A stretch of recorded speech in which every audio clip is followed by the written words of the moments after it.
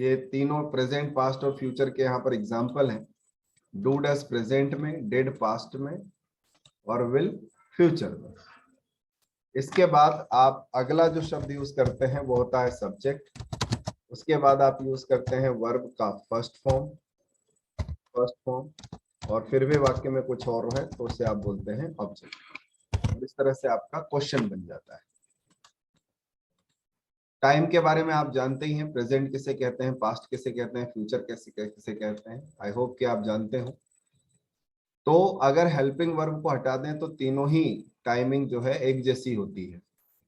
Do does के बाद present में आता है सब्जेक्ट, फिर वर्ब की फर्स्ट फॉर्म।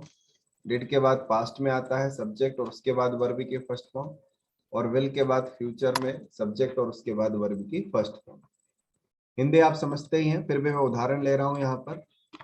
अगर मुझे आपसे पूछना है कि क्या आप दिया जलाते हो, तो ते हो यानी कि ये प्रेजेंट, जलाने के लिए होता है लाइट। ओके, दिए को बोलते हैं लैम्प। क्या आप दिया जलाते हो, do you light a lamp. अगर इसका भूतकाल बनाना है तो हिंदी में होगा क्या आपने दिया जलाया। तो ये सेंटेंस हो जाएगा did you light a lamp, क्या आपने दिया जलाया। और अगर आने वाले समय में आप पूछते हैं कि क्या आप दिया जलाओगे, तो वाक्य होगा will you light a lamp, क्या आप दिया जलाओगे, will you light a lamp. तो प्रेजेंट, पास्ट और फ्यूचर में फर्क क्या है। उदाहरण में आप देख रहे हैं कि फर्क सिर्फ एक ही चीज का है और उस चीज का नाम है हेल्पिंग वर्ब, सहायक क्रिया। वरना प्रेजेंट, पास्ट, फ्यूचर सब एक ही है। इसलिए इन तीनों का नाम इंडेफिनेट होता है, क्योंकि सिर्फ हेल्पिंग वर्ब को छोड़ दिया जाए तो बाकी सारी चीजें इसमें एक जैसी ही होती है, कोई फर्क नहीं है। प्रेजेंट में भी फर्स्ट फॉर्म आती है, पास्ट में भी फर्स्ट फॉर्म आती है और फ्यूचर में भी फर्स्ट फॉर्म आती है। सर बोलिए। सर ये सिंपल प्रेजेंट टेंस है ना। बेटा, do does simple present tense है, डिड सिंपल पास्ट टेंस है और विल सिंपल फ्यूचर टेंस है। Okay sir. मैं आपको तीनों की तुलना करते हुए एक साथ बता रहा हूं ताकि इन तीनों की समानताएं भी समझ में आए और तीनों के फर्क भी समझ में आए आपको। Okay sir. ये ओके तीनों को एक साथ बता रहा हूँ। डू और डस ओके प्रेजेंट में आता है, डिड पास्ट में आता है और विल फ्यूचर में आता है। ठीक ओके है जी। चलिए, ओके यहाँ पर कुछ सेंटेंस रख रहा हूं मैं हिंदी में, और आपका दायित्व है कि आप उनका अंग्रेजी बनाने की कोशिश करें। पहला है, क्या हम शहर में रहते हैं। क्या हम शहर में रहते हैं, बोल के या लिखकर बताएं। क्या हम शहर में रहते हैं।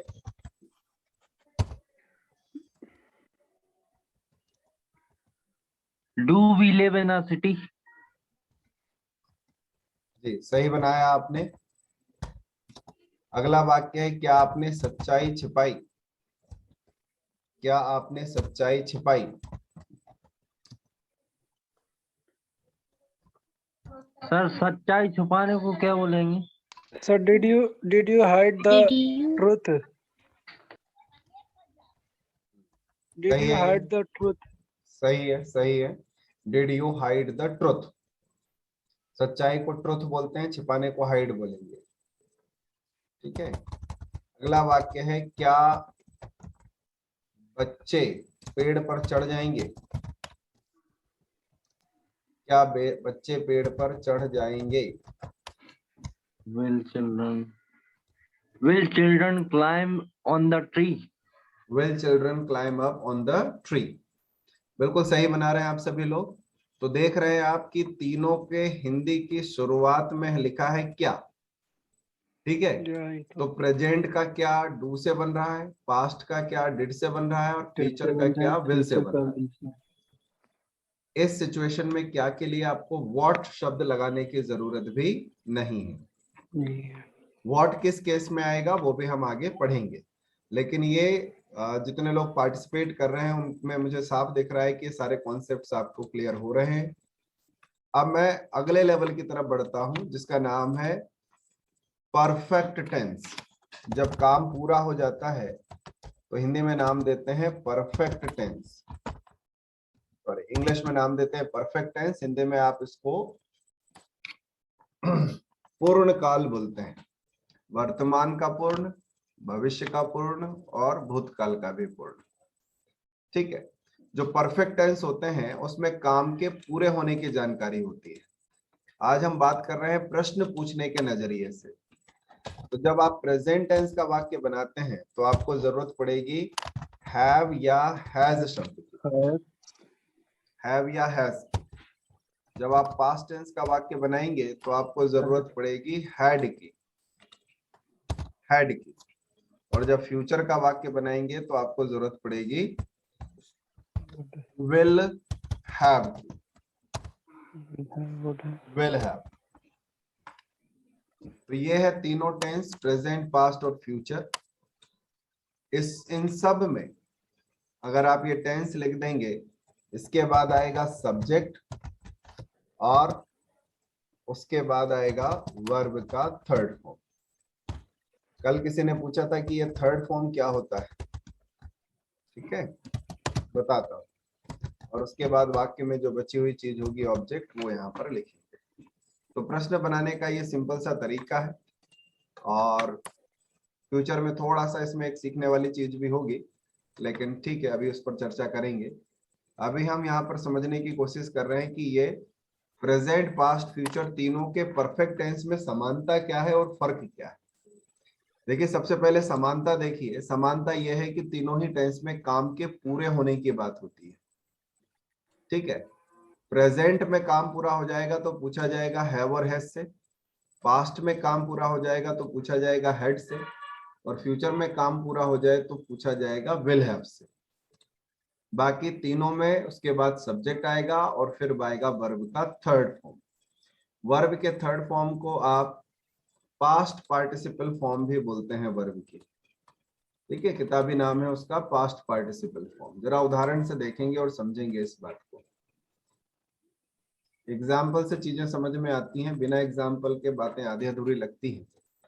अगर मैं आपसे कहूं कि क्या आपने 12वीं पास कर ली है, क्या आप 12वीं पास कर चुके हो, उदाहरण बनेगा हैव यू पास्ड 12th। क्या आपने 12वीं पास कर ली है, have you passed the 12th। 12th मतलब यहाँ पर हम 12th स्टैंडर्ड की 12th क्लास की बात कर रहे हैं। अगर इसको हम पास्ट टेंस में ले जाएं और पूछें कि क्या आपने 12वीं पास कर ली थी, फिर सेंटेंस बनेगा हैड यू, कर ली थी या कर चुके थे, had you passed the 12th, क्या आपने 12वीं पास कर ली थी। और आने वाले समय में हम प्रश्न पूछेंगे विल हैव से, तो विल और उसके बाद आएगा सब्जेक्ट विल यू, फिर आएगा हैव और फिर लिखेंगे पास्ड द 12th, क्या आप 12वीं पास कर चुके थे, will you have passed the 12th। तो फ्यूचर टेंस में ये जो विल हैव से प्रश्न बना है, उसमें विल तो यहाँ है और हैव सब्जेक्ट के बाद है। प्रेजेंट में एक ही शब्दों का हेल्पिंग वर्ब है, पास्ट में भी एक ही का है, लेकिन जहां दो शब्दों का हेल्पिंग वर्ब होता है वहां पर ये जो सब्जेक्ट होता है वो एक के बाद आता है और दूसरा जो हेल्पिंग वर्ब का दूसरा हिस्सा रहता है वो बाद में जाता है। इस बात को जरा आप समझिएगा। ठीक है, एक और उदाहरण लेते हैं। सिंपल सी चीज हम पढ़ रहे हैं, बड़े काम की है आपके। अगर हमें बोलना है कि क्या दादाजी ने कहानी सुनाई है, क्या दादाजी कहानी सुना चुके हैं। अब दादाजी थर्ड पर्सन है, एक है, इसलिए उनका एग्जाम्पल बनेगा हैज से। हैज दादाजी, ग्रैंडफादर बोल दो आपका मन हो तो। कहानी सुनाना होता है tell a story, tell a story, लेकिन ये थर्ड फॉर्म मांग रहा है आपसे, है ना, तो टेल का थर्ड फॉर्म हो जाएगा टोल्ड। क्या दादाजी ने कहानी सुनाई थी, हैज सुनाई है या सुना चुके हैं, हैज दादाजी टोल्ड अ स्टोरी। पास्ट में हो जाएगा क्या दादाजी ने कहानी सुनाई थी या सुना चुके थे, फिर बनेगा हैड दादाजी टोल्ड अ स्टोरी। और आने वाले समय में आप बोलेंगे क्या दादाजी कहानी सुना चुके होंगे, विल दादाजी have told the story, told a story, क्या दादाजी कहानी सुना चुके होंगे। प्रेजेंट, पास्ट, फ्यूचर में एक बार फिर से फर्क देखिए। फर्क ये है कि तीनों में हेल्पिंग वर्ब अलग है। हैज प्रेजेंट में है, हैड पास्ट में है, और विल हैव फ्यूचर में। अच्छा, विल हैज जैसी कोई चीज नहीं होती, सिंगुलर हो या प्लूरल हो, फ्यूचर टेंस में सबके साथ हैव का ही यूज करेंगे। तो ये है आपके सामने present perfect tense, past perfect tense और फ्यूचर परफेक्ट टेंस। तीनों ही टेंस जो हैं काम पूरा होने की जानकारी देते हैं। प्रेजेंट का परफेक्ट टेंस हैव हैज से बनेगा, पास्ट का परफेक्ट टेंस हैड से बनेगा, और फ्यूचर का परफेक्ट टेंस विल हैव से बनेगा। अब आप सभी लोग जो सुन रहे हैं, मुझे इससे जुड़ा हुआ कोई कंफ्यूजन, कोई डाउट है तो बेशक पूछें। नहीं है तो मैं कुछ सेंटेंस आपको देता हूं, उन्हें आप लिखकर या बोलकर अनुवाद करके बताएं, जिससे मुझे पता चल। जी सर, जैसे कि मतलब पास्ट टेंस में जब क्वेश्चन बनाते हैं तो सेकंड फॉर्म से फर्स्ट फॉर्म में हो जाता है, वैसे इसमें नहीं होता सर? थर्ड इसमें फॉर्म ही किसी में ऐसे नहीं ही होता, क्वेश्चन बना। वो जो है वो सिर्फ सिंपल पास्ट टेंस में ही होता है। कल जिसमें पढ़ रहे थे सिर्फ उसी में होता है। इसके अलावा किसी भी टेंस में ऐसा कुछ परिवर्तन नहीं होता। जो फॉर्म वर्ब का पॉजिटिव अफर्मेटिव में लगता है वही नेगेटिव में लगता है, वही इंट्रोगेटिव में लगता है। वो सिर्फ डिड के केस में ओके होता सर। है और किसी केस में नहीं होता। तो आपका प्रश्न भी थर्ड फॉर्म से बनेगा, हाँ का उत्तर भी थर्ड फॉर्म से बनेगा, ना का उत्तर भी थर्ड फॉर्म से बनेगा।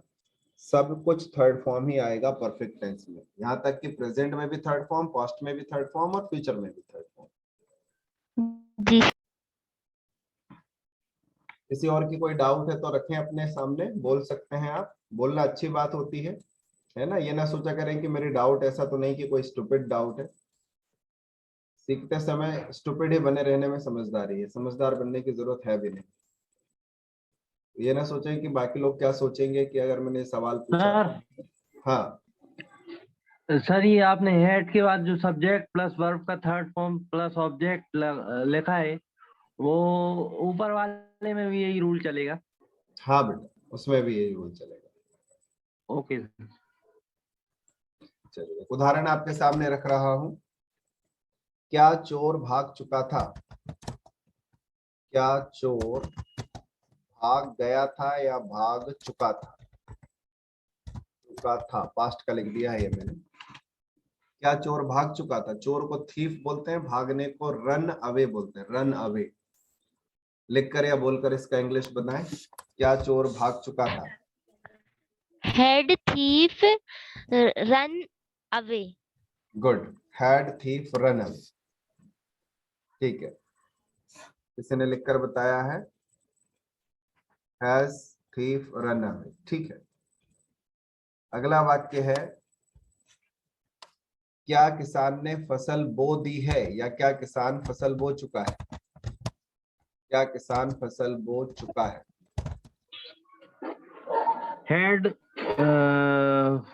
Farmer growing crop. आईएनजी तो लगाना नहीं है आपको।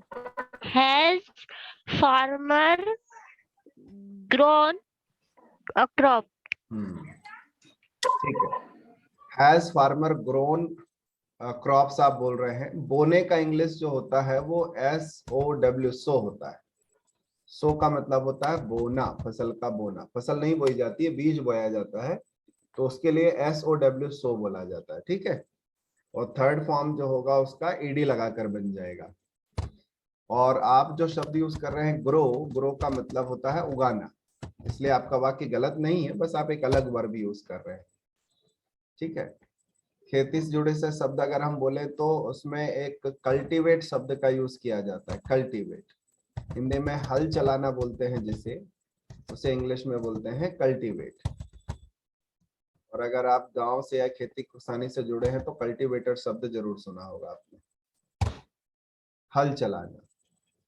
और फिर एक शब्द होता है फसल को निकालना, फसल निकालना के लिए हार्वेस्ट शब्द का यूज करते हैं। हार्वेस्ट का मतलब है फसल निकालना।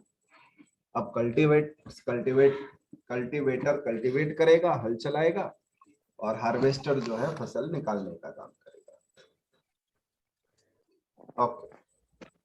एक और उदाहरण लेंगे हम, फ्यूचर टेंस का बनेगा वो, क्या आप उससे सहमत हो चुके होंगे, क्या आप उससे सहमत हो चुके होंगे। Will you have agreed to him? Will you have agree with me? सही है, will you have agreed with him, क्या Yes, आप sir. उससे सहमत हो चुके होंगे, will you have agreed with him, क्या आप उससे सहमत हो चुके होंगे। चलिए, बहुत अच्छा पार्टिसिपेट किया आप सभी लोगों ने, और तीनों ही टाइमिंग का, प्रेजेंट, पास्ट और फ्यूचर, तीनों का ही परफेक्ट टेंस आपके सामने है। ठीक है, जिन डाउट्स आपके तभी क्लियर होंगे जब आप मुझसे या तो सवाल पूछेंगे या मैं जो सेंटेंस दे रहा हूं उनको बनाने की कोशिश करेंगे, डाउट्स तभी दूर होते हैं। ठीक है, चलिए अब हम यहाँ पर आगे बढ़ेंगे और एक बड़ा वाक्य बनाना सीखेंगे। बड़ा टेंस में जो सबसे बड़े वाक्य बनते हैं वो परफेक्ट कंटिन्यूअस टेंस में बनते हैं। परफेक्ट कंटिन्यूअस टेंस के वाक्य थोड़े बड़े बनते हैं। परफेक्ट कंटिन्यूअस टेंस का मतलब है वाक्य बनाने का वो तरीका जिसमें कंटिन्यूअस टेंस तो है लेकिन साथ ही साथ जिसमें समय का भी जिक्र है, जिसमें टाइम की भी बात हो रही है। कंटिन्यूअस टेंस के साथ साथ टाइम। मैं पढ़ा रहा हूं का इंग्लिश होगा आई एम टीचिंग, लेकिन इसमें मैं समय भी बता दूं यार कब से पढ़ा रहा हूं, आधे घंटे से पढ़ा रहा हूं, तो वो कैटेगरी चेंज होकर परफेक्ट कंटिन्यूअस टेंस में आ जाएगा। सबसे पहले हम प्रेजेंट की बात करेंगे जहां पर सब्जेक्ट के बाद हैज या हैव हेल्पिंग वर्ब होगी, के बाद बीन शब्द भी लगेगा, फिर वर्ब का आईएनजी रूप आएगा, फिर ऑब्जेक्ट आएगा, फिर सिंस या फॉर आएगा और फिर टाइम आएगा। इतनी सारी चीज लगाएंगे तो वाक्य ऑलरेडी बड़ा बन जाएगा। ठीक है जी, उदाहरण से समझते हैं। यहाँ पर अगर हमें बोलना है कि राजू 2 घंटे से कहानी की किताब पढ़ रहा है, तो सब्जेक्ट है राजू, एक आदमी है इसलिए हैज बीन, पढ़ने का इंग्लिश रीड होता है तो ये हो जाएगा रीडिंग। सेंटेंस बनेगा राजू हैज बीन रीडिंग, कहानी की किताब को आप बोलते हैं स्टोरी बुक। ठीक है, स्टोरी बुक, एक ही है तो आपको अलग लिखना पड़ेगा यहाँ पर, अ स्टोरी बुक। फिर 2 घंटे के लिए फॉर लगेगा और फॉर के बाद आप बोलेंगे 2 आवर्स, इसमें एच साइलेंट होता है। तो राजू 2 घंटे से कहानी की किताब पढ़ रहा है, वाक्य होगा Raju has been reading a story book for 2 hours. अगला वाक्य बनाएंगे मेरे सभी दोस्त सुबह से काम कर रहे हैं, सभी का इंग्लिश होता है ऑल। मेरे माए, दोस्त को बोलेंगे फ्रेंड्स, एक से ज्यादा है तो हैव बीन होगा। काम कर रहे हैं के लिए बोलेंगे डूइंग वर्क, और सुबह के लिए बोलेंगे morning, since morning. All my friends have been doing work since morning. ठीक है, अगर इन वाक्यों में हमें ना नेगेटिव नॉट लगा देना है तो ज्यादा कष्ट नहीं होगा। ये जो हैव बीन हैज बीन है उसी के बीच में आपको नॉट रख देना है। हैव बीन हैज बीन के बीच में ही नॉट शब्द को रख देना है। ठीक है, हैव हैज बीन के बीच में नॉट। जैसे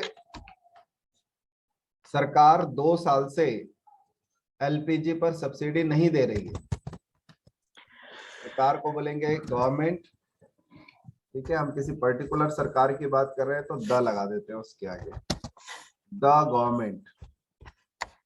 फिर नॉट लगाना है, कहाँ लगेगा, यहाँ लगेगा। हैज नॉट बीन, देने को गिव बोलते हैं, गिविंग हो जाएगा। फिर सब्सिडी शब्द है, subsidy. Government, the government has not been giving subsidy on LPG, liquefied petroleum gas जो घर में यूज होती है उसको आप बोलते हैं एलपीजी। कब से नहीं दे रही है, जब से कोरोना आया तब से नहीं दे रही है, for 2 years। Government has not been giving subsidy on LPG for 2 years. Okay, एक और उदाहरण लिखते हैं। आप आधे घंटे से मेरी बात पर ध्यान नहीं दे रहे हो। You have not been, ध्यान देने को बोलते हैं pay attention, paying attention, ध्यान देने को बोलेंगे paying attention।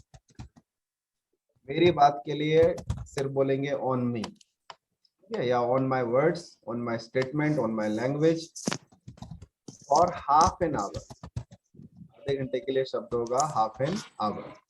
तो आप आधे घंटे से मेरी बात पर ध्यान नहीं दे रहे।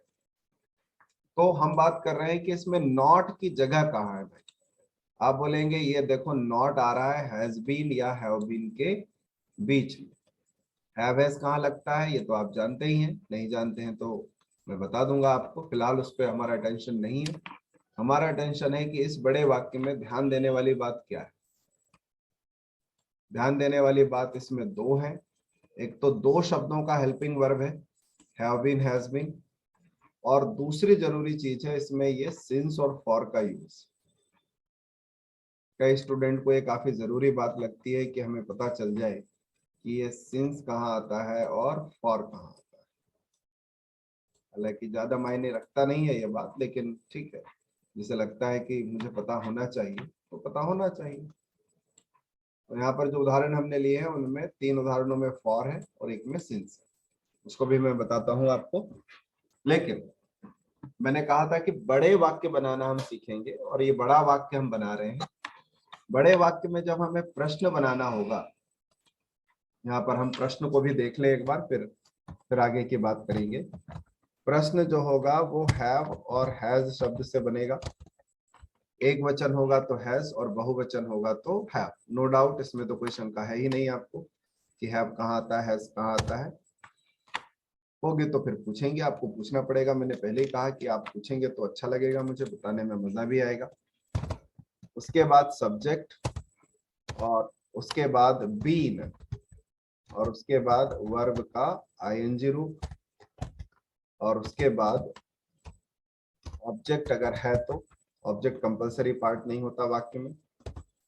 उसके बाद टाइम हमें दिया हुआ है तो सिंस या फॉर में से एक शब्द आएगा, और फिर उसके बाद टाइम आ जाएगा, और फिर क्वेश्चन मार्क। तो हैव हैज, फिर सब्जेक्ट, फिर बीन, फिर वर्ब का आईएनजी फॉर्म, और उसके बाद फिर आगे की चीज। राइट।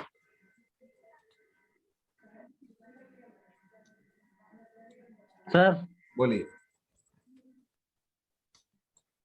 सर ये परफेक्ट कंटिन्यूअस टेंस का इंटेरोगेटिव है रूल। जी हाँ, प्रश्नवाचक है, इंटरोगेटिव। Okay sir. और किसी को कुछ पूछना है तो पूछें प्लीज। सर जी, ये एक बार आप फर्स्ट रूल समझा दीजिए परफेक्ट कंटिन्यूअस टेंस का, सब्जेक्ट प्लस हैज हैव वाला। समझाएंगे बेटा, समझाएंगे। सर इंट्रोगेटिव में अगर नेगेटिव आएगा तो नॉट कहाँ लगाएंगे? बीन के पहले, सब्जेक्ट के बाद। इसमें अच्छा, ओके। चलिए उदाहरण लेते हैं और समझते हैं बात को।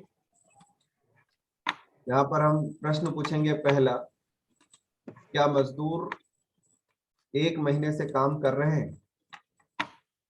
क्या मजदूर 1 महीने से काम कर रहे हैं? आपको ट्राई करना है, सिर्फ रूल्स को ध्यान में ना रखें। एक्चुअल उदाहरण जब तक नहीं बनाएंगे तब तक रूल्स किसी काम के नहीं है। क्या मजदूर 1 महीने से काम कर रहे हैं? बताइए।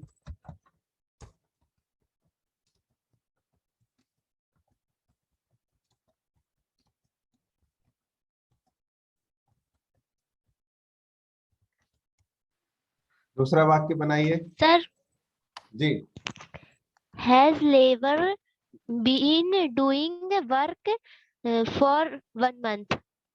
ठीक है। एक मजदूर है तो हैज अ लेबर होगा। लेबर और लेबरर दोनों सही शब्द हैं, मैंने लिख दिया, वैसे आप देख सकते हैं एग्जांपल।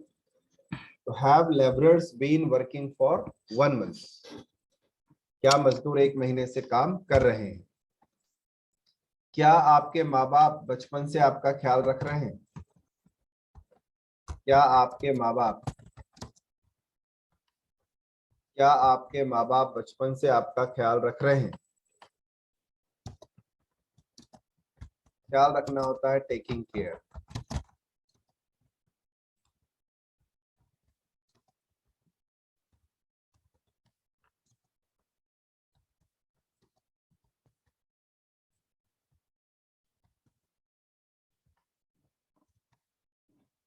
इंग्लिश लिख दिया है मैंने। Have your parents been taking care of you?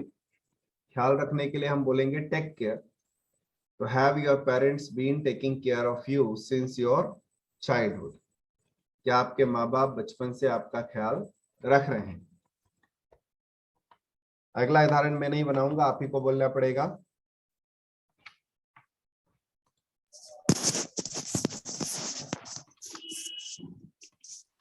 क्या राधे सर श्याम, बोलिए। सर कुछ नहीं। अगला उदाहरण आपको बनाना है। क्या राधे श्याम 8 बजे से पौधों में पानी दे रहा है?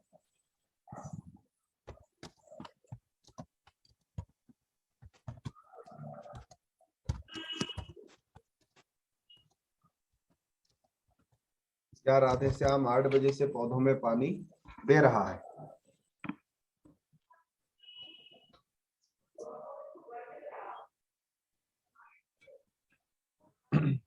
ट्राई कीजिए, बनाइए इसको। क्या राधे श्याम 8 बजे से पौधों में पानी दे रहा है?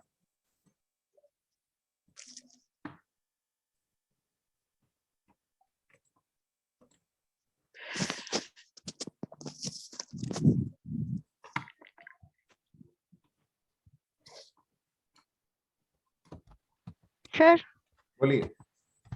has Radheshyam giving water sorry sir has Radheshyam been giving water in tree for 8 o'clock? ठीक है, बढ़िया बनाया आपने।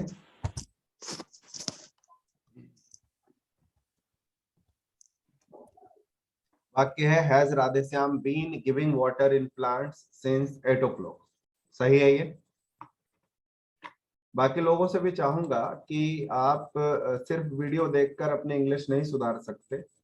अगर आप पार्टिसिपेट करेंगे तो आपको बेनिफिट होगा। ठीक है, तो अगर आप सिंसियरली क्लास लेना चाहते हैं तो आपका पार्टिसिपेशन तो चाहेंगे हम। ओके सर, दूसरा कोई सेंटेंस दीजिए, बनाते हैं।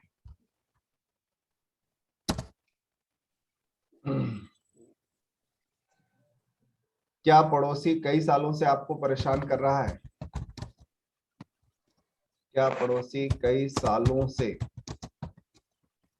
आपको परेशान कर रहा है? हैज पड़ोसी बिन, परेशान करने को बोलते हैं ट्रबल, नहीं सही है, सही है, सही है। परेशान, ट्रबल सही है बेटा। ट्रबल बोल सकते हैं। हाँ हाँ, ट्रबल बोल। Has padosi been trouble since many years. Irritate भी बोल सकते हैं ना। बहुत सारे शब्द हैं बेटा परेशान करने के लिए, लेकिन आप बना रहे हैं Irritated हैज पड़ोसी बीन। ट्रबल आपने शब्द लिया, सबसे अच्छा है वो। ट्रबल्ड होगा sir, ED ING, ING, ING. ING आएगा सर, हैज सॉरी। हैज पड़ोसी बीन ट्रबलिंग यू कई सालों से। सालों को गिन सकते हैं तो ये होगा फॉर मेनी ईयर्स। आपने एक काम अच्छा किया जो मुझे पर्सनली पसंद आया, वो आपने ये कि आप पड़ोसी के इंग्लिश के चक्कर में नहीं पड़े, है ना।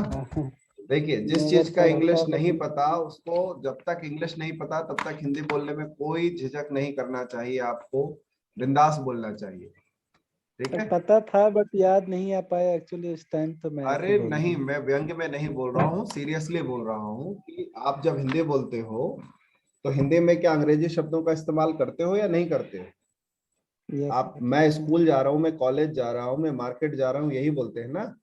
हम ऐसा नहीं बोलते मैं विद्यालय जा रहा हूँ, महाविद्यालय जा रहा हूँ, या फिर बाजार का इंग्लिश जो भी होगा उसमें जा रहा हूँ। तो हम भर भर के हिंदी शब्दों का इस्तेमाल करते हैं, अंग्रेजी शब्दों का इस्तेमाल करते हैं हिंदी बोलते समय। तो जब आप हिंदी बोलें तब भी बेझिझक आप हिंदी शब्दों का इस्तेमाल कर सकते हैं, करना चाहिए। इससे आपको काफी हद तक जो हेजिटेशन है उससे दूर करने होने में मदद मिलेगी। तो you should develop the habit of using English, Hindi words while speaking English. अंग्रेजी बोलते समय हिंदी शब्दों का भरपूर इस्तेमाल कर सकते हैं। ठीक है जी। Thank you sir.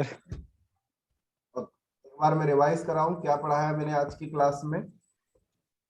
देखिए 2 मिनट बाद ये सेशन एंड हो जाएगा, आप फिर से आइएगा, फिर हम स्पीकिंग करेंगे क्लास में। तो अभी मैं बता देता हूं 2 मिनट में हमने क्या पढ़ा यहाँ पर। अभी तक हमने अपनी क्लास में देखा है कि वाक्य जब बनाते हैं तो वाक्य में 4 हिस्से होते हैं, subject, helping verb, main verb और ऑब्जेक्ट, जिसके लिए मैंने आप यहाँ पर इस्तेमाल किया, यहाँ पर इस प्रेजेंट कंटिन्यूअस टेंस के उदाहरण को कि स्टूडेंट यहाँ पर सब्जेक्ट है, ठीक है जी, आर यहाँ पर वर्ब है, हेल्पिंग वर्ब जो टाइम बता रहा है, मेन वर्ब के रूप में इधर लर्निंग यूज किया है और ऑब्जेक्ट के रूप में इंग्लिश यूज किया है। तो जब भी आप वाक्य बनाते हैं तो आपको इनमें से किसी ना किसी ये चारों शब्द जरूरत पड़ती है जनरली। आप प्रश्न बनाते हैं तो ये हेल्पिंग वर्ब जो है उठ के आगे चला जाता है, तो वो क्या का काम करने लगता है वाक्य में। जो हिंदी में क्या का काम है अंग्रेजी में वो हेल्पिंग वर्ब आगे रखने से हो जाता है।